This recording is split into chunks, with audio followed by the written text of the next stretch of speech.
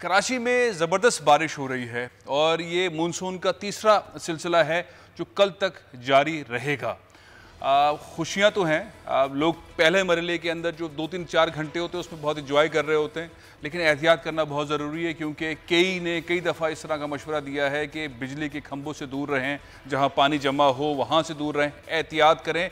माजी में हमने कई सारे ऐसे वाक़यात देखे हैं जहाँ पर करंट लगने से लोग जहाँ बहक हो जाते हैं, फिर एक होता है उसको बचाने के लिए, फिर दूसरा, फिर तीसरा और इस तरह के वाक़यात होते हैं, तो एहतियात बहुत ज़रूरी है। दूसरा मामला ये है कि पानी निकाला कैसे जाएगा। पानी भरता जा रहा है, गटर का पानी और बारिश का पानी दोनों मिल गए हैं।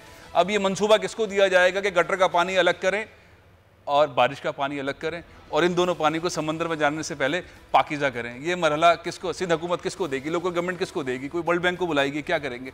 तो जो गंद निकालने का मामला है, गटर साफ करने का मामला है, वो कहीं नज़र नहीं आ रहा और अगर इसी तरह बारिश होती रही तो परेशानियों में इजाफा होगा। एक और चीज़ इससे जो जुड़ी हुई है वो ये है कि चूँकि बकरा ईद है, जानवर लिए जा रहे हैं, मंडी के अंदर बहुत बुरा हाल है। अब होगा क्या, जानवरों के तहफ़्फ़ुज़ के लिए, उनकी हिफाजत के लिए कोई मनसूबाबंदी, कोई SOPs कहाँ चले जाएंगे, उन SOPs के ऊपर अमल दरामद कैसे होगा। फिर इसके साथ एक और नई चीज़ कनेक्टेड है, वो है महंगाई। रेट्स कल मैंने आपको बताए थे, रेट्स आज और धमाकेदार हैं। अदरक, उसकी पर केजी कीमत 500 से ज़्यादा हो गई है। टमाटर, खाने पीने की अशिया, सब्जियाँ, दालें, आटा, चीनी। हम देखते हैं बहुत सारे इजलास होते हैं, इतने ज़बरदस्त इजलास होते हैं, ऐसा लगता है कि अब जो एक्शन होगा ये तो ज़ख़ीरा अंदोज़ी करने वाले लोग हैं, उनको तो गर्दन से मरोड़ देंगे और चीज़ें सस्ती हो जाएंगी। कमिश्नर साहब इजलास करते हैं, सूबाई वज़ीर करते हैं, चीफ मिनिस्टर करते हैं, वफाकी वज़ीर करते हैं, घंटों इजलास चलते हैं, गवर्नर हाउस में होते हैं, CM हाउस में होते हैं और नतीजा निकलता है ज़ीरो। महंगाई पहले से भी ज़्यादा। तो फिर महंगाई पहले से भी ज़्यादा, ये वाला सिलसिला है, महंगाई पहले से भी ज़्यादा वाला मामला है। इस मामले को कैसे कौन कंट्रोल करेगा, कहाँ से लाएँ वो रिट हुकूमत की कि वो इन ज़ख़ीरा अंदाज़ों को इस त्यौहार के मौके पर काबू पा सकें। अब ईदी की बात हो रही, तो ईद का एक और मरहला है जो मैं समझता हूँ कि एक बहुत खुशाइन बात है, बहुत ज़बरदस्त बात है। पाकिस्तानी मुख्तलिफ ममालिक में फंसे हुए हैं और वो फंसे तौर पर मज़दूर जिनके पास पैसे नहीं थे, जिनको नौकरियों से निकाल दिया गया, सऊदी अरब के अंदर हैं, कतर के अंदर है, लेकिन सबसे ज़्यादा UAE के अंदर है। UAE के अंदर तकरीबन 1.25 लाख से ज़्यादा पाकिस्तानी फंसे हुए थे। वक्त के साथ साथ हुकूमत ने बड़े एक्शन लिए और फ़्लाइट्स आती रहीं। जुल्फ़ी बुखारी साहब कहते हैं कि अब तक उन्होंने, हुकूमत ने जो है वो जो फ़्लाइट्स चलाई हैं वो 300 से ज़्यादा फ़्लाइट्स चलाई हैं और पाकिस्तानियों को यहाँ लेकर आए हैं। लेकिन इसके बावजूद भी दुबई के, शारजा के, ओमान के मुख्तलिफ शहरों में, अजमान में, मुख्तलिफ चौकों के ऊपर पाकिस्तानी मज़दूर लावारिस पड़े। बहुत दर्दनाक सूरत हाल है। अब मैंने कुछ क्लिप्स जारी किए थे, वो देखने के बाद एक अपील की थी, फिर देखा कि बहुत सारे और इदारे भी इस पर काम कर रहे हैं और बहुत ज़्यादा काम कर रहे हैं। कोशिश ये थी कि वो चंद जिन लोगों ने अपील की, रिक्वेस्ट की, क्लिप भेजा कि मुझे यहाँ से निकालो, मुझे अपनी वालिदा याद आ रही है, मुझे अपने बच्चे याद आ रहे हैं, मेरे पास खाने को नहीं है, मेरे पास रहने को नहीं है, मैं सड़क पर पड़ा हुआ हूँ, मैं कैसे पाकिस्तान आऊँ। बहुत तकलीफदेह बात थी। ये एक अपील जो चंद टिकट्स के लिए थी, मालूम ये हुआ कि वो सिलसिला चलता गया और 4 चार्टर्ड फ्लाइट्स यानी कि मुफ्त टिकट के पाकिस्तानियों की वो पाकिस्तान लाई जा चुकी हैं या 3 ला चुकी है, एक आने वाली है। अब ये कौन लोग हैं जो इस पर सब कुछ काम कर रहे हैं। मेरे साथ इस वक्त स्टूडियो में रेहान यासीन, ये हैं आलमगीर वेलफेयर ट्रस्ट के डायरेक्टर हैं। अस्सलाम वालेकुम रेहान साहब। और मेरे साथ खिदमत मेमन फोरम के चेयरमैन हाजी मसूद पारिक साहब इस वक्त स्काइप पर मौजूद हैं। हाजी साहब से मैं बात का आगाज़ करूंगा। हाजी साहब, एक तो मैं आपको बहुत बहुत मुबारकबाद देना चाहता हूं कि इस मरहले पे जब पाकिस्तानी इस ईद के मौके पर आना चाहते हैं, हुकूमत ने बहुत ज़्यादा काम किया है, बहुत मेहनत की है, बहुत कोशिश की है, आपके इदारे ने बहुत ज़बरदस्त काम किया, मुफ्त टिकट लेकर उन्हें आप पाकिस्तान ले आए हैं। ये जज्बा, ये काम, ये कोशिश, ये किस एंगल में अब तक कहाँ तक पहुँची है हाजी साहब? अस्सलाम वालेकुम। वालेकुम अस्सलाम। मैं कह रहा हूँ कि ये अल्लाह रब्बुल इज़्ज़त का करम और फजल है कि हमें इस काम के लिए चुना।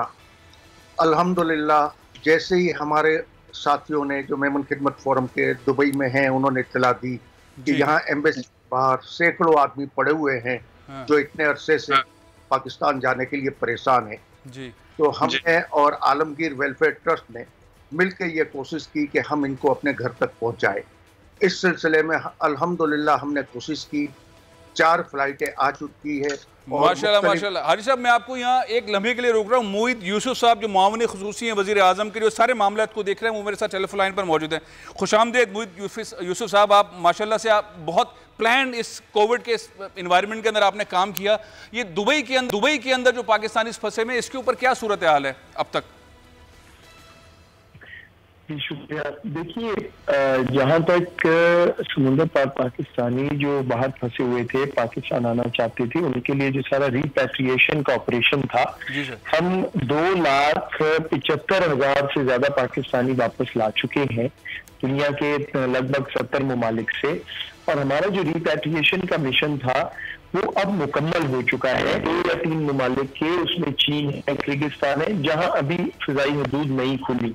अच्छा। बाकी ममालिक में अब परवाजें तोड़ रही है, जाहिर बात है, जो आना चाहे, लेकिन एम्बेसीज का रोल खत्म हो चुका है, स्पेशल फ्लाइट्स का रोल खत्म हो चुका है। अच्छा। जो मिशन था हमारा लोगों को वापस लाने का, वो तमाम लोग जो फंसे हुए थे, मजदूर तबका, बाकी जो हमारे क्राइटेरिया में थे, वो वापस आ चुके हैं। न किसी किस्म का प्रेशर अब ना हमारी एम्बेसीज पे है, ना एयरलाइनों पे है। अच्छा, ये जो दुबई में दिल करता है वो जहाज पे आ सकता है।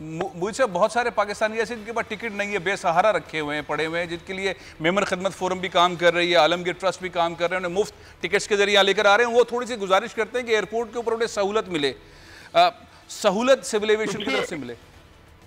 देखिए, ये बात समझिए कि जब कोई दुबई से, अबू धाबी से, रियाद से आ रहा है, तो पाकिस्तान की सिविल एविएशन तो वहां मौजूद नहीं है। नहीं, कराची की बात कर रहा हूँ, कराची की बात। कराची पे तो जी अगर वो आ गए हैं तो उधर तो कोई सहूलत का या ना सहूलत होने का सवाल नहीं है, क्योंकि ना हम टेस्टिंग कर रहे हैं, ना करंटीना कर रहे हैं, तो लोग तो अपने घरों को जा रहे हैं। तो उधर तो कोई ऐसी सहूलत, मतलब कोई ऐसी चीज नहीं है। दुबई के अंदर बड़े पैमाने पर जो पाकिस्तानी फंसे हुए थे, अक्सरियत तो पाकिस्तान आ गई, लेकिन अभी भी बेसहारा पाकिस्तानी फंसे हुए हैं। उनको लाने के लिए जो इक़दाम हो रहे हैं, जो मुखैर हजरात और जो इदारे काम कर रहे हैं, एक मिसाली रोल हो रहा है। यानी कि जो पाकिस्तानी वहाँ फंसे हुए हैं, मज़दूर, उनके पास ना खाने को है, ना रहने को है, ना उनके पास वापस आने के टिकट के पैसे, ना वो यहाँ आने के बाद अपने घर जा सकते हैं। उनके घर वाले ये ख्वाब देख रहे हैं कि मेरा शौहर, मेरा बेटा, मेरे वालिद मेरे लिए ये तोहफ़े लेकर आएंगे, ईद है, ऐसा ऐसा करेंगे। इस सारे मामले के ऊपर बड़ी ज़बरदस्त मरबूत हिकमत अमली हमने देखा खिदमत मेमन फोरम की जानिब से, बहुत शानदार हिकमत अमली बनाई गई, और आलमगीर वेलफेयर ट्रस्ट की जानिब से। मेरे साथ हाजी मसूद पारिक साहब स्काइप पर मौजूद हैं, और मेरे साथ स्टूडियो में मौजूद हैं रेहान यासीन साहब, जो कि डायरेक्टर हैं आलमगीर वेलफेयर ट्रस्ट के। रेहान साहब, ये मरहला बहुत ज़्यादा, यानी कि आपको इस पर मुबारकबाद भी देनी चाहिए, और एक मिसाल भी है कि ऐसे लोग जो कमाने के लिए गए थे, अब बेसहारा है, उनके पास आने के लिए पैसे तक नहीं है, खाने के लिए नहीं है, रहने के लिए नहीं है, और सड़कों पर रह रहे हैं, वहीं पर सो रहे हैं, वहीं पर उठ रहे हैं। आप उन सबको समेट कर दिल से लगा के यहाँ लेकर आ रहे हैं। मुश्किलात इसमें क्या क्या थी? सबसे पहले तो बहुत बहुत शुक्रिया आपका कि आपने इतना अहम इशू जो है उसको हाईलाइट किया। आप हर तरह से जो है वो इस इशू के पीछे लग गए हैं, और बहुत ज़बरदस्त तरीके से माशाल्लाह आप उसको लेके चल रहे हैं, और इंशाल्लाह ज़रूर कामयाबी होगी और इसमें लोग कामयाब होंगे। देखिए, मेमन खिदमत फोरम ने हमें, हाजी साहब ने हुक्म दिया कि जी आप हम वहाँ से इनको चार्टर्ड फ़्लाइट से और मुख्तलिफ़ फ़्लाइट्स के ज़रिए, सस्ते टिकट्स के ज़रिए हम इनको यहाँ पर भेज रहे हैं।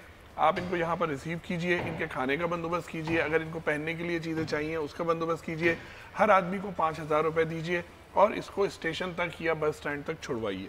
ठीक है, ये हमारा पूरा प्लान था, और हमने पिछली 3 फ़्लाइट्स की हैं इस तरह से। पहली फ़्लाइट्स में बहुत आसानी से एयरपोर्ट इंतज़ामिया ने बहुत हमारे साथ ताउन किया और काम होता चला गया। दूसरे में पता नहीं क्या हुआ, ऐसा लगा कि दहशतगर्द पहुंच गए हैं वहां पर, और वहां से एयरपोर्ट इंतजामिया कौन? Civil aviation authority. जी सर, सिविल एविएशन अथॉरिटी। उनको क्या एतराज था? उनको ये एतराज था कि आप ये काम क्यों कर रहे हैं, आप ये काम इस तरह से क्यों कर रहे हैं। देखिए, लेकिन एक मर्तबा सिविल एविएशन अथॉरिटी पासेस जारी कर देती है, इजाजत दे देती है, उसके बाद नहीं करती। पासेस ही तो जारी नहीं किए, यही तो नहीं कर रहे हैं। हम स्क्रूटनाइज है। मैं आपको एक बात बताऊं, इस सीजन में हमारा हज का काम होता है, जो हम मेमन खिदमत फोरम और आलमगीर वेलफेयर ट्रस्ट मिलकर हाजियों को भेज रहे होते और फिर वहां से उनको रिसीव कर रहे होते हैं। हम पिछले 10-15 साल से वही लोग काम कर रहे हैं, और वही लोग जो हैं सिक्योरिटी क्लियरेंस उनकी स्पेशल ब्रांच से भी है, दीगर एजेंसी से भी है, पुलिस वगैरह सबसे उनकी एजेंसी, यानी ISI और MI वगैरह ने भी उनकी, IB ने भी उनकी की हुई है। सब्सक्राइब करें और बेल दबाएं ताकि कोई खबर रह न जाए।